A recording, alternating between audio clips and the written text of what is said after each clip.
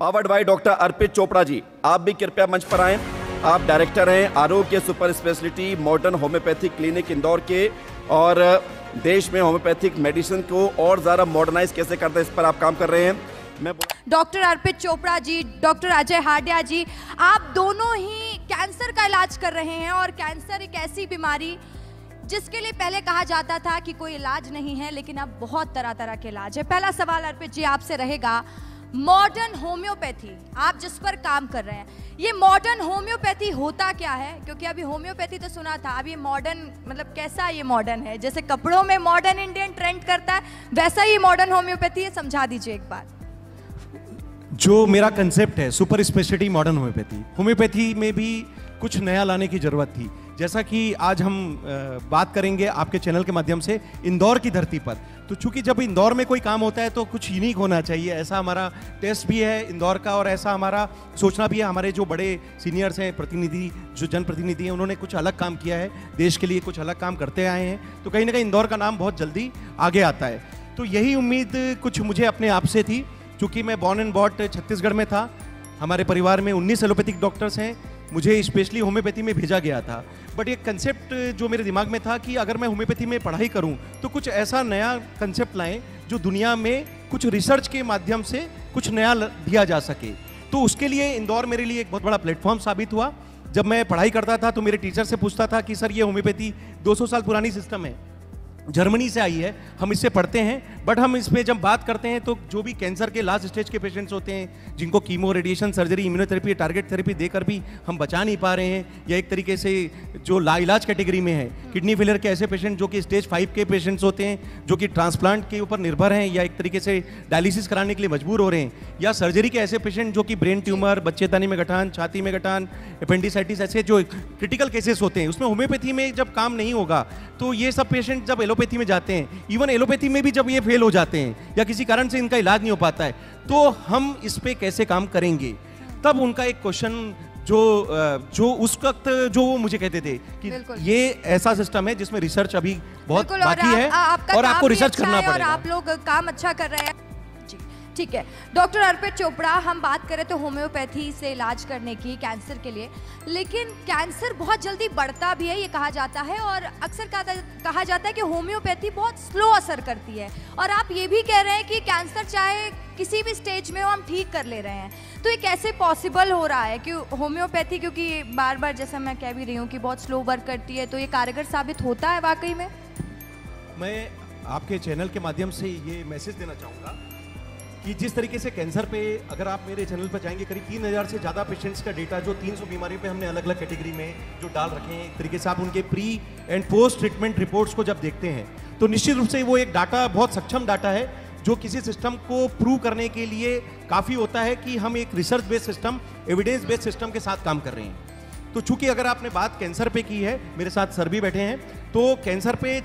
जो बात होती है कि लास्ट स्टेज के जब पेशेंट्स आते हैं, जैसा कि मैंने पहले बोला कि chemo, radiation, surgery, immunotherapy, even target therapy करने के बावजूद भी जब वो फेलियर अवस्था में हमारे पास आते हैं तो उस समय तक उनका बॉडी रिस्पांस पूरी तरीके से डीएक्टिव हो चुका होता है, और निश्चित रूप से वो हमारे लिए एक दुविधा भी है, तो एक चैलेंज भी है, तो अपॉर्चुनिटी भी है।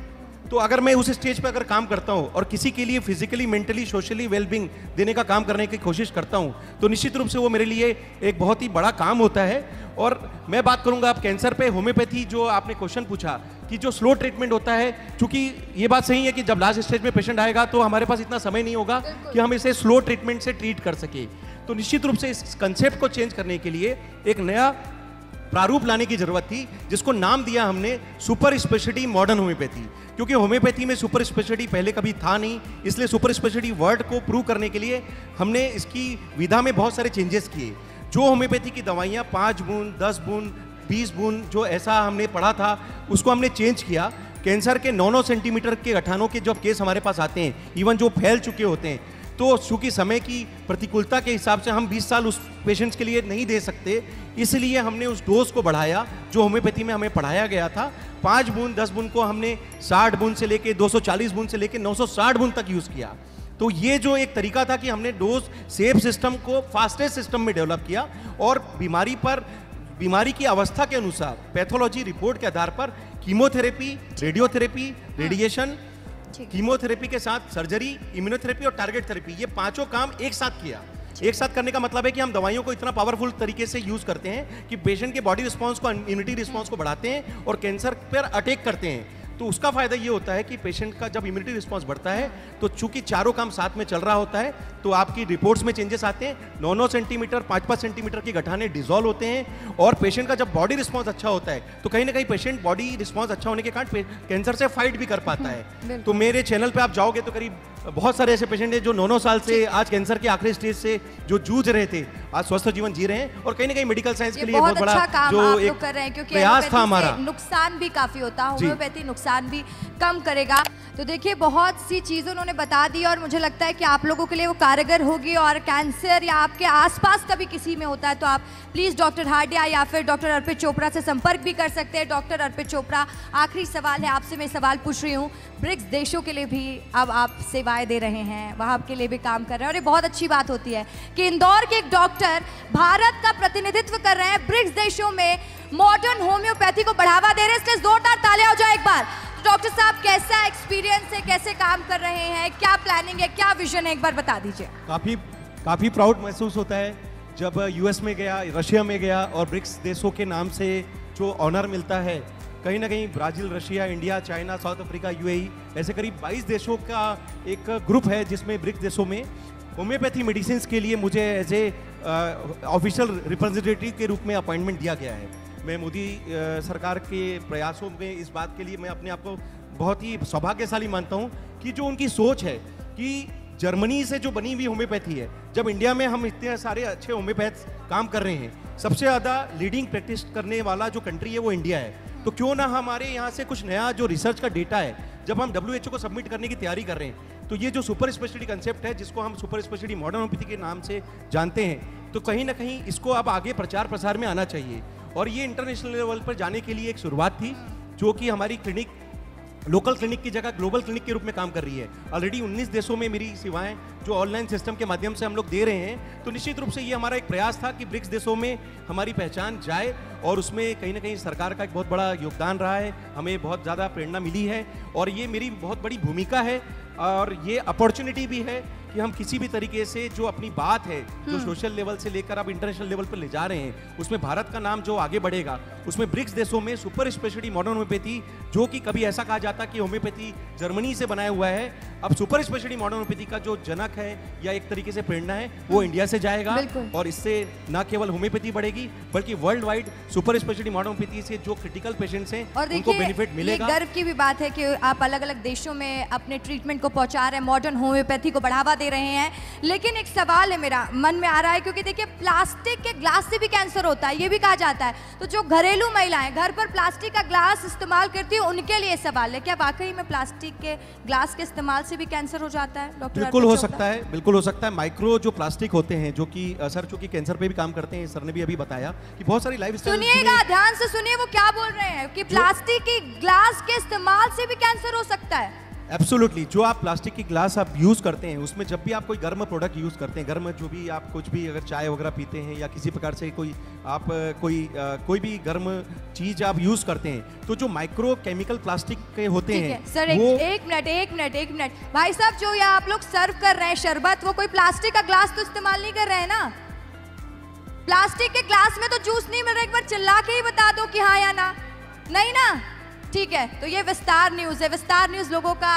ध्यान देता है और देखिए इसलिए हम लोग आपकी सेहत का भी ध्यान रखते हैं। आपके सेहत का ध्यान रखने के लिए डॉक्टर की भी बात सुना दे रहे हैं कि किन किन बातों का आप लोगों को ध्यान में रखना। आप अपनी बात कंटिन्यू कर लीजिए। बिल्कुल, मैं वही बताना चाह रहा था, जैसे कि हम चाय पीते हैं वहाँ पर कभी प्लास्टिक का कोई ऐसा जो यूज एंड थ्रो कप मिलता है उसमें जो गर्म चाय होती है, तो निश्चित रूप से माइक्रो केमिकल जो प्लास्टिक के होते हैं वो हमारे आंतों में जाकर कहीं ना कहीं कैंसर का कारण बनता है। और ये जो माइक्रो ओवन वगैरह जो हम चूंकि पाश्चात्य शैली से प्रभावित होकर यूज़ करते हैं, तो मेरा आपसे एक निवेदन है कि जहाँ तक हो सके प्लास्टिक में गर्म चीज़ों का उपयोग करना बंद करें। ये एक छोटा सा कारण होता है, लेकिन जब हम पेशेंट्स देखते हैं, जब कहते हैं कि सर मैंने जीवन भर कुछ नहीं किया फिर भी मुझे कैंसर क्यों हुआ, तो अगर ऐसे क्वेश्चन जब हमसे जब पेशेंट्स पूछते हैं तो निश्चित रूप से हम उन सभी कारणों पर जब बात करते हैं तो उनमें से एक कारण ये भी साबित होता है। मैंने अपने जीवन में ऐसे पेशेंट देखे हैं जिन महिलाओं ने अपने जीवन भर अपने हस्बैंड को या परिवार के बड़े मेंबर्स को समझाया कि आप गुटखा मत खाइए, तंबाकू मत खाइए, एक तरीके से ड्रिंक मत कीजिए, लेकिन उन्हें कैंसर नहीं हुआ। लेकिन मैंने उन महिलाओं को खुद माउथ कैंसर होते हुए देखा है। तो इसका मतलब है कि कैंसर किसी के हाथ में नहीं है। इरेगुलर लाइफस्टाइल, पाश्चात्य शैली में हम जितना कई बार अपने आप को ईजी करने के लिए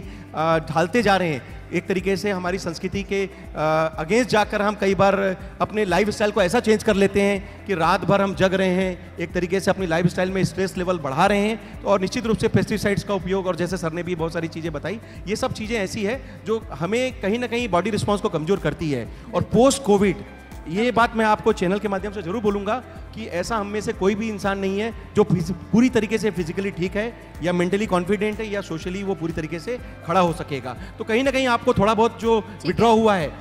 जरूर पोस्ट कोविड तरीके से तकलीफ हुई है, तो अब आपको ज्यादा संभालना है। आपने बहुत कुछ बता दिया। एक बात आपके माध्यम से एक बात और कहना चाहूंगा। ऐसे डॉक्टर, जैसे हम लोग जब मेहनत करते हैं तो पेशेंट हमसे बहुत उम्मीद करता है। मैं भी यही चाहूंगा पेशेंट हमसे यही उम्मीद करे, और मेरा एक मैसेज है कि आपको जीवन जीना है, काटना नहीं है। जीवन जीना है, काटना नहीं है, और दवाइयों के भरोसे भी नहीं जीना है। आप अपना पूरा बेस्ट प्रयास करें। एक डॉक्टर आपके लिए पूरी मेहनत करता है। अगर ईश्वर ने शिफा दिया है तो हमारी पूरी कोशिश होती है कि आपके लिए जो बेस्ट होगा हम करेंगे। और निश्चित रूप से इस शिफा से अगर आपका परिवार चल सकता है, आप अच्छे से खड़े हो सकते हैं, तो इससे ज़्यादा खुशी कुछ नहीं हो सकती है। हमें जीवन जीना चाहिए, काटना नहीं है, बचना नहीं है, हमें बीमारी को ठीक करना है। इस उद्देश्य के साथ हमें ट्रीटमेंट लेना है।